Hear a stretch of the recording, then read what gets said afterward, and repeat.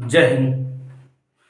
Hello दोस्तों, आप सभी का स्वागत है स्टडी मैथ आईक्यू चैनल पर। दोस्तों, आज इस साइंस क्लास में हम पढ़ेंगे अदिश राशि क्या होता है, सदिश राशि क्या होता है, उत्तोलक क्या होता है, न्यूटन का गति विषयक नियम क्या होता है। ठीक दोस्तों, तो वीडियो में अंत तक बने रहिएगा। तो आइए चलते हैं, अदिश राशि क्या होता है सबसे पहले इसको देखते हैं। अदिश राशि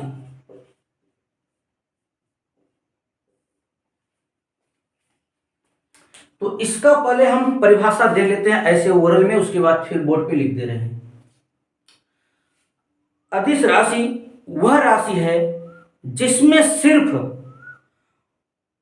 परिमाण होता है, दिशा नहीं होती, उसे अदिश राशि कहते हैं।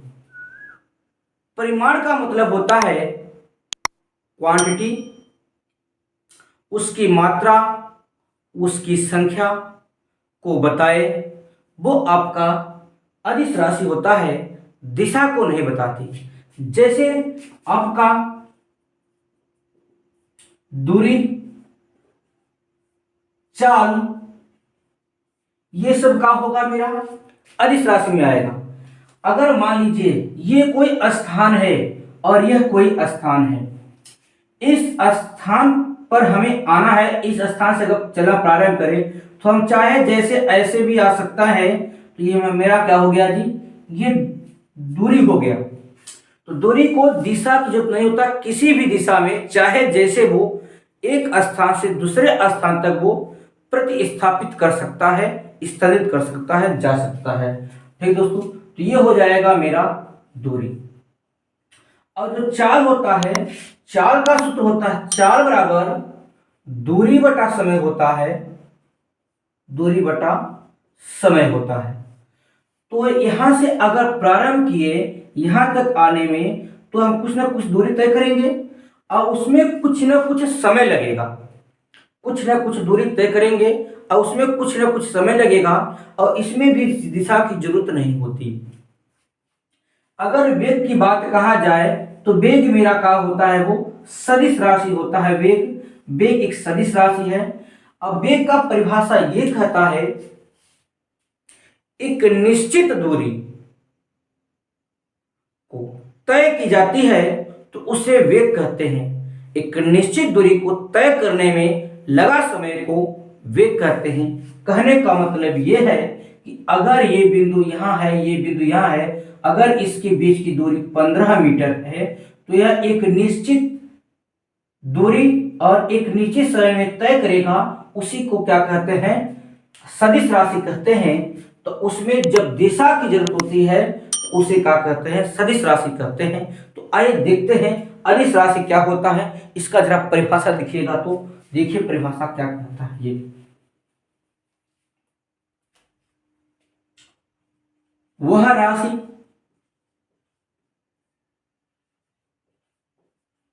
जिसमें सिर्फ परिमाण होता है, वह राशि जिसमें सिर्फ परिमाण होता है, वह राशि जिसमें सिर्फ परिमाण होता है,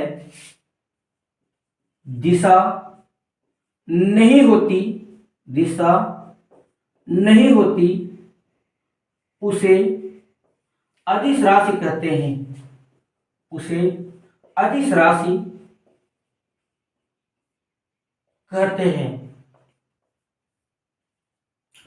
वह राशि जिसमें सिर्फ परिमाण होता है, दिशा नहीं होती, उसे अदिश राशि कहते हैं। जैसे जैसे दूरी, चाल, क्षेत्रफल, आयतन, चाल, दूरी, क्षेत्रफल, आयतन, घनत्व, घनत्व, दाब, शक्ति, दूरी, चाल, क्षेत्रफल, आयतन, घनत्व, दाब, शक्ति, धारा, समय, ताप,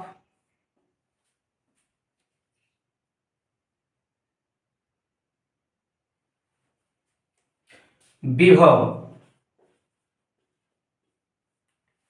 तो ये सारे जो ये राशियां हैं, ये सब, तो ये कैसी राशियां हैं? अदिश राशियां हैं। तो अदिश राशि परिभाषा कर रहा है वह राशि जिसमें सिर्फ परिमाण होता है, दिशा नहीं होती, उसे क्या कहते हैं? अदिश राशि कहते हैं। तो मैंने इसका जैसे उदाहरण भी देख लिया, दूरी, चाल, क्षेत्रफल, आयतन, घनत्व, दाब, शक्ति, धारा, समय, ताप, विभव। तो एक बार आप लोग मेरे साथ याद करिए ये क्या कह रहा है।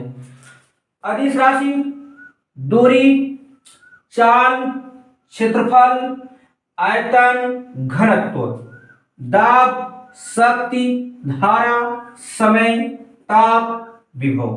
पुनः एक बार, दूरी, चाल, क्षेत्रफल, आयतन, घनत्व, दाब, शक्ति, धारा, समय, ताप, विभव। तो ये कैसी राशि है? ये अदिश राशि है। इसमें दिशा नहीं होती, सिर्फ परिमाण होता है। तो आइए देखते हैं सदिश राशि क्या है। इसको करिए नोट डाउन, फिर देखते हैं सदिश। ठीक दोस्तों, तो आइए देखते हैं सदिश राशि क्या होता है। वह राशि जिसमें परिमाण तथा दिशा दोनों हो और दोनों की जरूरत पड़े, वो किसे क्या कहलाता है? वो सदिश राशि कहलाता है। देखिएगा इसका परिभाषा, वह राशि जिसमें परिमाण तथा दिशा दोनों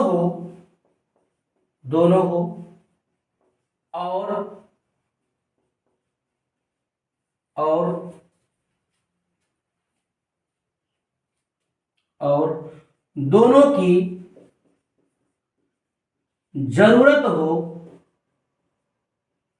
और दोनों की जरूरत हो, उसे सदिश राशि कहते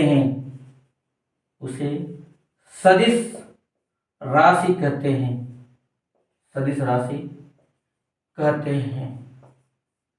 ऐसी राशि, देखिएगा, वह राशि जिसमें परिमाण तथा दिशा दोनों हो और दोनों की जरूरत हो, उसे सदिश राशि कहते हैं। जैसे विस्थापन,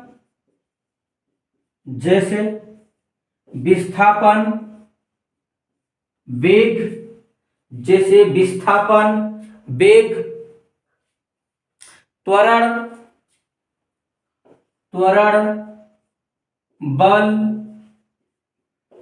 संवेग,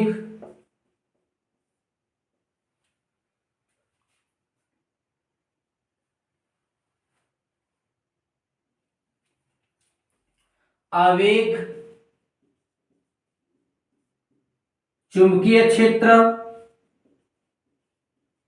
चुंबकीय क्षेत्र, विद्युतीय क्षेत्र,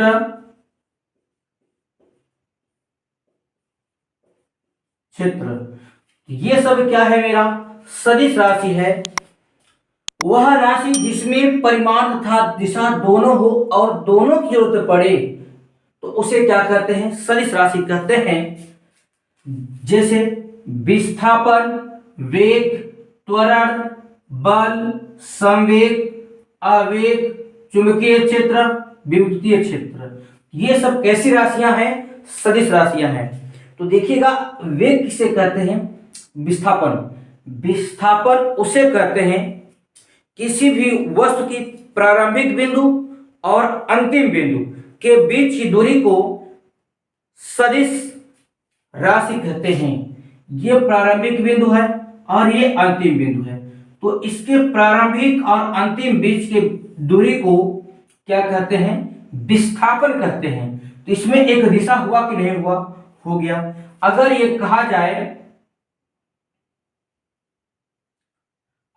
कहा जाए, देखिए, और विस्थापन क्या होता है देखिएगा। अगर कोई ये बिंदु है और ये कोई बिंदु है, अगर इस स्थान से इस स्थान तक मैंने गया और पुनः इस स्थान से वापस अपने प्रारंभिक स्थान पर आ गया, तो इसका विस्थापन क्या होगा? शून्य होगा। उसका विस्थापन शून्य होगा, जैसा कि मैंने कल टॉपिक में देखा था। और इसमें विस्थापन कैसे शून्य होता है? यदि कोई व्यक्ति किसी एक स्थान से दौड़ना प्रारंभ करता है घेराकार गोले में और दौड़कर फिर अपने प्रारंभिक बिंदु पर वापस आ जाता है, तो इसका भी किया गया कार्य का होगा? शून्य होगा। तो विस्थापन का हो जाएगा जी आपका शून्य होगा। जब विस्थापन शून्य होगा तो कार्य भी आपका शून्य हो जाएगा। तो सदिश राशि, तो देखिएगा, सदिश राशि वह राशि जिसमें परिमाण तथा दिशा दोनों हो और दोनों की जरूरत हो, उसे सदिश राशि कहते हैं। जैसे विस्थापन, वेग, त्वरण, बल, संवेग, आवेग, चुंबकीय क्षेत्र, विद्युतीय क्षेत्र। ठीक दोस्तों, यहां से सवाल इंडियन आर्मी में 1 नंबर का सवाल आता है। ठीक, इसको करिए नोट। फिर देखते हैं उत्तोलक क्या होता है, शानदार तरीके से देखेंगे। ठीक दोस्तों, आइए दोस्तों देखते हैं उत्तोलक क्या होता है।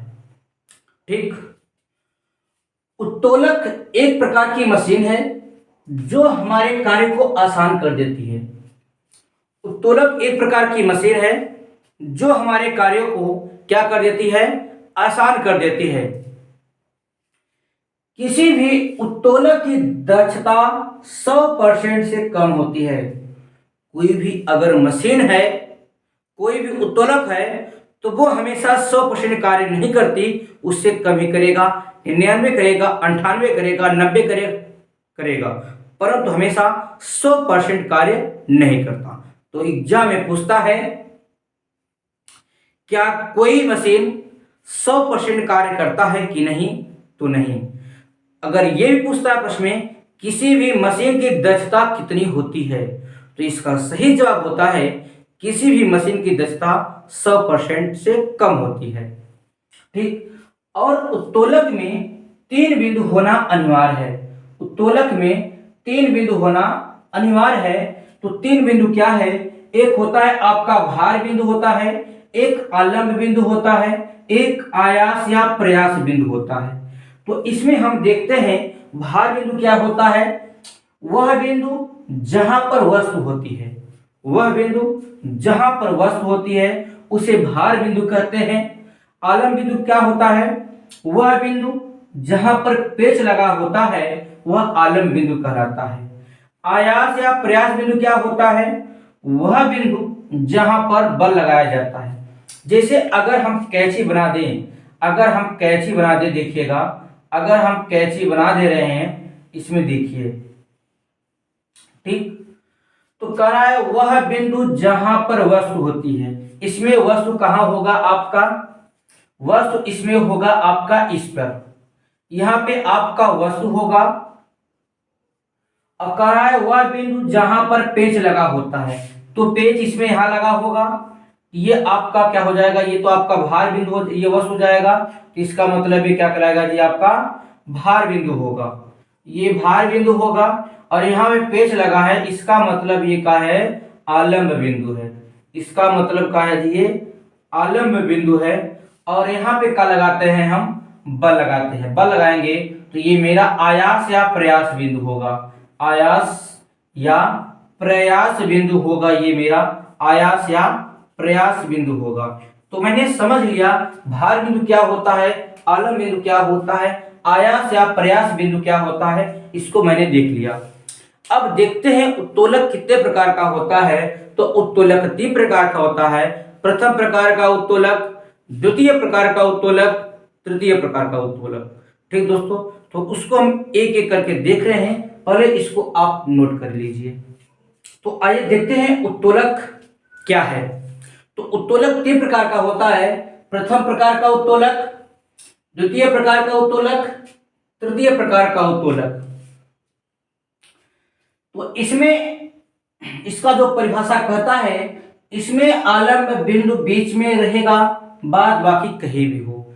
आलम्ब जो होगा बीच में होगा, आलम्ब का मतलब जहां पेच लगा होता है वो बीच में रहेगा, बाकी सब चाहे जहां भी हो कोई दिक्कत नहीं। जैसे पिलास देखे हैं, कैंची, तराजू, नटकटर, चापाकल, साइकिल का ब्रेक, सरसी, सिंसा। सिंसा क्या होता है? अगर बीच में कोई बिंदु है, एक लड़का उस साइड बैठा हो और एक लड़का इस साइड बैठा हो, उसके ऊपर एक ऐसे पटरा हो, तो उसे क्या कहते हैं? जैसे देखिएगा, अगर एक कोई बिंदु है ऐसे और इस पर कोई एक पटरा है, ठीक है, तो एक लड़का इस पर बैठा हो और एक लड़का इस पर बैठा हो, अगर ये उठेगा तो ये नीचे आएगा, ये उठेगा तो ये नीचे आएगा, तो ये क्या होता है? सेंसा होता है। ठीक। और इसमें देखिएगा, प्रथम प्रकार के उत्तोलक में इसमें जो यांत्रिक लाभ होगा वो हमेशा एक के बराबर होगा, एक के बराबर होगा। द्वितीय प्रकार का उत्तोलक क्या है? इसमें वस्तु बीच में रहेगा, बाद बाकी कहीं भी होगा। इसमें वस्तु का होगा बीच में होगा। वस्तु का मतलब क्या होता है? जहां पे आपका भार हो, ठीक, वो बीच में रहेगा, बाकी बाद में कहीं हो। जैसे सरौता, खैनी काटने वाली मशीन, नींबू निचोड़ने वाली मशीन, एक पहिया का कूड़ा गाड़ी, एक पहिया का कूड़ा गाड़ी, नींबू निचोड़ने का मशीन, खैनी काटने वाली मशीन, सरौता। तो ये द्वितीय प्रकार का उत्तोलक है और इसमें यांत्रिक लाभ एक से बड़ा होता है। द्वितीय प्रकार के उत्तोलक में जो यांत्रिक लाभ होगा वो एक से बड़ा होता है। तृतीय प्रकार का उत्तोलक क्या है? इसमें प्रयास बिंदु बीच में रहेगा, बाद बाकी कहीं रहे, ठीक, जैसे चिमटा, किसान का हल, हाथ में बेलना, ठीक। और इसका जो यांत्रिक लाभ होता है, इस उत्तोलक का यांत्रिक लाभ एक से छोटा होता है। अगर पूछ ले एग्जाम में उत्तोलक किस सिद्धांत पर कार्य करता है, तो उत्तोलक आर्किमिडीज सिद्धांत पर कार्य करता है। उत्तोलक आर्किमिडीज सिद्धांत पर कार्य करता है। तो दोस्तों, मैंने देखा अदिश राशि क्या है, सदिश राशि क्या है, उत्तोलक क्या है, ये मैंने देखा। अब हम देखेंगे न्यूटन का गतिविषयक नियम। ठीक दोस्तों, तो आइए दोस्तों देखते हैं न्यूटन का गतिविषयक नियम। न्यूटन के गतिविषय का जो नियम था, ये प्रकाशन हुआ था 1687 ईस्वी में। कब? न्यूटन के गतिविषय का जो नियम था, ये 1687 में इसका प्रकाशन हुआ था। तो न्यूटन का गतिविषयक नियम जो है तीन नियम पर आधारित है। वो क्या है?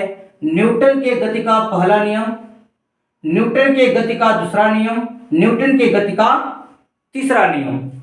तो जो न्यूटन की गति का पहला नियम है, इसे हम जड़त्व का नियम भी कहते हैं, जड़त्व का नियम भी कहते हैं, और इसे क्या कहते हैं? हम गैलीलियो का नियम भी कहते हैं। गैलीलियो, गैलीलियो का नियम कहते हैं।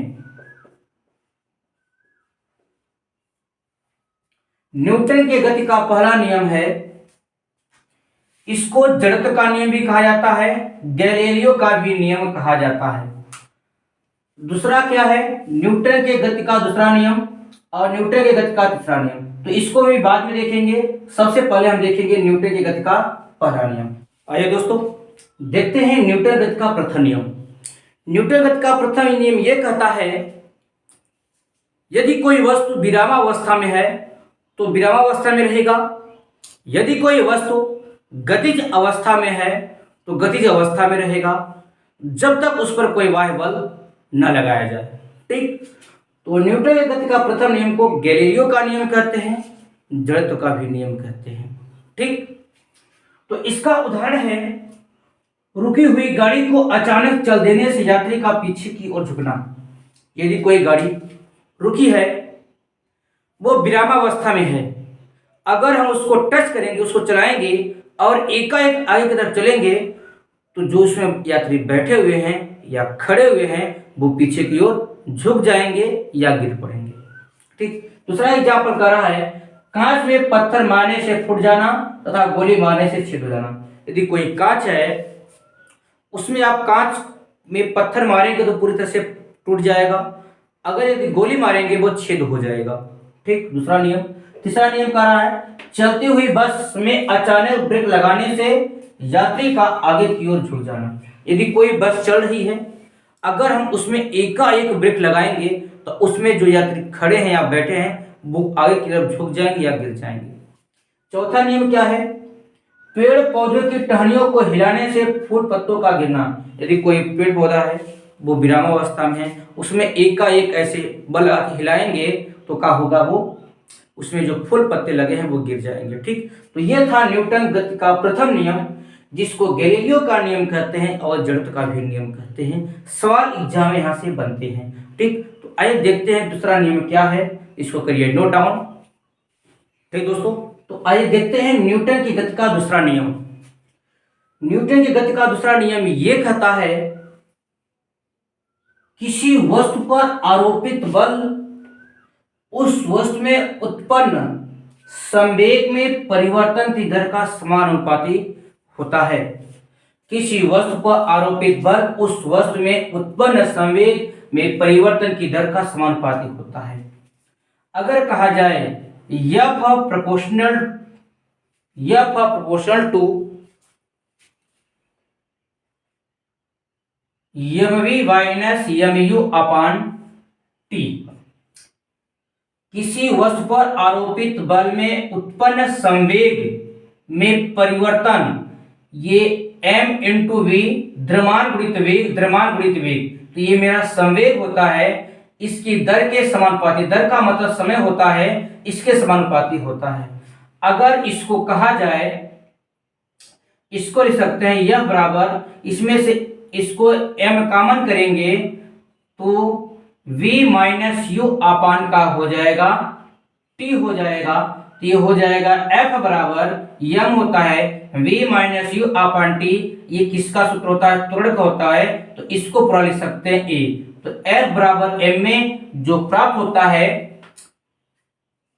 ठीक, तो ये F बराबर m में जो है न्यूटन गतिविधि का दूसरा नियम है, ये बल का सूत्र है। तो अगर परीक्षा में पूछे कि बल का जो सूत्र होता है वो किस नियम से मिलता है, तो बल का सूत्र न्यूटन के गतिविधि के द्वितीय नियम से मिलता है। अगर पूछे बल का परिभाषा किस नियम से मिलता है, तो वो न्यूटन गतिविधि का प्रथम नियम से गति का परिभाषा, बल का परिभाषा मिलता है। तो इसका उदाहरण क्या है देखिएगा, टेनिस की गेंद की तुलना में क्रिकेट गेंद से अधिक चोट लगता है, न्यूटन गतिविधि का द्वितीय नियम। गद्दे की तुलना में फर्श पर चोट अधिक लगता है, न्यूटन गति का द्वितीय नियम। न्यूटन के दूसरे नियम से बल का सूत्र प्राप्त होता है, द्वितीय नियम। ऊंची या लंबी कूद में जमीन को खोदकर हल्का कर दिया जाता है ताकि चोट कम लगे, न्यूटन की गति का दूसरा नियम। ठीक दोस्तों, तो तीसरा नियम क्या है उसको जरा देखते हैं, इसको करिए स्क्रीनशॉट या। ठीक दोस्तों, तो आइए देखते हैं न्यूटन की गति का तृतीय नियम। न्यूटन की गति के तृतीय नियम को इसे क्रिया प्रक्रिया का नियम भी कहते हैं। इसका मतलब यह है जितना बल आगे की तरफ लगेगा उतना ही बल पीछे की तरफ भी लगेगा, उसे कहते हैं क्रिया प्रतिक्रिया का नियम। तो इसका परिभाषा क्या है, पानी में तैरते समय पानी में चोट लगना। अगर हम पानी में तैर रहे हैं तो हम बल, जितना बल आगे की तरफ लगाएंगे उतना बल पीछे की तरफ लगाएंगे। आगे की तरफ जो बलेगा हाथ से लगेगा, पीछे की तरफ जो बलेगा वो पैर से लगेगा। तो इसे भी क्रिया प्रक्रिया का नियम ही कहते हैं, न्यूटन का तीसरा नियम। दूसरा क्या है, जमीन पर चलते समय जमीन पर चोट लगना। जैसे हम आगे चल रहे हैं, ठीक, तो जितना बल आगे लगेगा उतना ही बल पीछे लगेगा, उसे कहते हैं क्रिया प्रक्रिया का नियम या न्यूटन की गति विषय का तृतीय नियम। रॉकेट का उड़ना, यह भी क्रिया प्रक्रिया का नियम है। नाव से कूदने पर नाव पीछे की ओर हटना। अगर नाव के किनारे, अगर जो नाव है वो जमीन के किनारे अगर आ जाता है, अगर हम नाव से बाहर की तरफ कूदते हैं तो नाव मेरा पीछे की तरफ हट जाता है, ये क्रिया प्रक्रिया का नियम है। अगला क्या है, बंदूक से गोली चलाने पर बंदूक से पीछे हटने के कारण चोट लगना। यदि बंदूक से गोली चला रहे, गोली आगे तरफ जाएगा परंतु उसका जो झटका देगा हमें पीछे की तरफ देगा, इस कारण हम गिर जाते हैं, इससे हमसे चोट लग जाता है। तो ये था मेरा न्यूटन गति का तृतीय नियम। जैसा कि दोस्तों मैंने इसमें देखा अदिश राशि, सदिश राशि, उत्तोलक, न्यूटन गति विषयक का नियम। ठीक दोस्तों, अब मिलते हैं अगले वीडियो में शानदार तरीके से। आज के इतना ही, धन्यवाद।